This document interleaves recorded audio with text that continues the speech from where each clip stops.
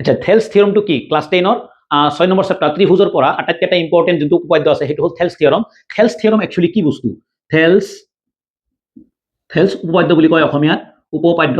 এবাৰ থেলছ উপপাদ্যটো আৰু এটা নাম আছে, এইটো BPT বুলি কয়, বেচিক প্ৰপৰ্চনেল থিয়ৰম বুলিও কয়। এইটো অসমীয়াত কয় মৌলিক সমানুপাতিকতাৰ উপপাদ্য, যোনটো পৰীক্ষাত বহুতবাৰ আহে। এইটো প্ৰমাণো কৰিব দিয়ে। প্ৰমাণটোৰ পিছত আমি আগতে কনচেপ্টটো বুজা দৰকাৰ যে একচুৱেলি বস্তুটো কি কৈছে। থেলছ এজন তোমাৰ মেথমেটিচিয়ান আছিলে, জ্যামিতিৰ বিষয়ে অধ্যয়ন কৰিছিল। তেওঁ ত্ৰিভুজৰ বিষয়ে এটা কথা কৈছিলে যে ত্ৰিভুজ যদি এটা লোৱা যায়, এইটো এটা ত্ৰিভুজ, বুজিব লাগিব দেই, এইটো এটা ত্ৰিভুজ। এইটো এটা ত্ৰিভুজৰ কেইটা বাহু আছে? ত্ৰিভুজৰ 3টা বাহু আছে ডেফিনেটলি। ত্ৰিভুজৰ 3টা বাহুৰ যিকোনো এটা বাহুৰ সমান্তৰালকে ৰেখা টানিলে, ত্ৰিভুজৰ 3টা বাহুৰ যিকোনো এটা বাহুৰ সমান্তৰালকে ৰেখা টানিলে, চাপোজ এইটো এটা ত্ৰিভুজ আছে ABC, ইয়াৰ সমান্তৰালকে ৰেখা টানিলো, কাৰ সমান্তৰালকে? BC। যদি ইয়াৰ মই সমান্তৰালকে ৰেখা টানো, সমান্তৰাল মানে ইয়াৰ ডিসটেন্সটো সেম হ'ব লাগিব। যদি সমান্তৰালকে টানা হয় তেতিয়াহ'লে এই যে দুটা বিন্দু হ'ব, এই দুটা বিন্দুৰ অনুপাত মানে AD বাই কি হ'ব? DB ইকুৱেল টু কি হ'ব? AE বাই EC। এইটো হ'বই লাগিব ত্ৰিভুজৰ।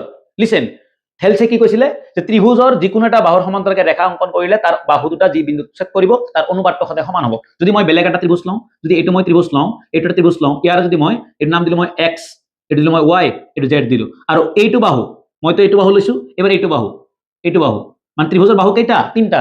যিকোনো এটা বাহুৰ সমান্তৰালকে ৰেখা টানিলে ইটো ছেদ কৰিছে না, এৰ নাম দিলো মই P, এৰ নাম দিলো মই Q। এই যে ছেদ কৰিলে তেতিয়াহ'লে অনুপাত কি হ'ব? যে এই যে ইয়াৰ লগত এইখিনিৰ অনুপাত যিমান হ'ব, অৰ্থাৎ ওপৰৰ পৰা যদি মই কওঁ XP by PZ equal to এইটো ইফালৰ পৰা হ'ব কি?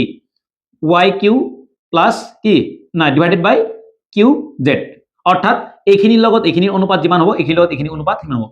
এই দুটা বাহু যদি সমান্তৰাল হয়, সমান্তৰাল বাহুবোৰে সমান অনুপাতত ভাগ কৰে, বাছ এইটোৱে কথা। থেলছে কোৱা কনচেপ্টৰ মতে সমান্তৰাল বাহুবোৰে সমান অনুপাতত বিভক্ত কৰিব। এইবাৰ যদি মই এইটো নিদি উল্টাকে দিওঁ যে অনুপাতটো দিয়া আছে, আমাক এই অনুপাতটো দিয়া আছে, অনুপাতটো দিয়া থাকিলে এই বাহু দুটা তাৰ সমান্তৰাল হ'ব। এইটো হ'ল থেলছৰ উপপাদ্য বিপৰীত, থেলছৰ বিপৰীত উপপাদ্য, দ্য কনভাৰ্স অফ থেলছ থিয়ৰম। ওকে, যদি কোনো এটা ত্ৰিভুজৰ এটা বাহুৰ সমান্তৰালকে প্যাৰেলালি এটা লাইন ড্ৰ কৰা হয়, এই লাইন দুটা যোনটো বিন্দুত ইন্টাৰসেক্ট কৰিব তাৰ ৰেশিওটো সেম হ'ব। অৰ্থাৎ যেনেকে ABCD ট্ৰায়াঙ্গলৰ BC প্যাৰেলাল DE আছে, দেন তেতিয়াহ'লে তাৰ ৰেশিওটো কি হ'ব? AD বাই DB আৰু AE বাই EC। এইটো হ'ল থেলছ থিয়ৰম। যদি এনেকুৱা হয় যে উপপাদ্যটো এইটোৱে আছে কিন্তু এইটো তোমাৰ হেৰি কৰিব দিছে যে ৰেশিওটো সেম আছে, তেতিয়াহ'লে ইহঁতৰ মাজত কি ৰিলেশ্যন থাকিব? এই দুটা প্যাৰেলাল হ'ব। এইটো হ'ল থেলছ থিয়ৰম। আৰু যদি উল্টাকে কোৱা হয় এইটো হ'ব কনভাৰ্স অফ থেলছ থিয়ৰম, থেলছৰ বিপৰীত উপপাদ্য। সিম্পল কথা এটা। এইটোৰ ওপৰতে বেছ কৰি আমাৰ ক্লাছ 10ৰ 10.1 10.2 গোটেইকেইটা অংক আমি ইয়াৰ ওপৰত বেছ কৰি কৰিম। হ'ব, মই সময়ৰ নাটনিৰ কাৰণে ভিডিঅ'বোৰ দিব নোৱাৰো, মই ট্ৰাই কৰি আছো যে মই একফালৰ পৰা সব ভিডিঅ' বনাম বুলি। ওকে, ঠিক আছে।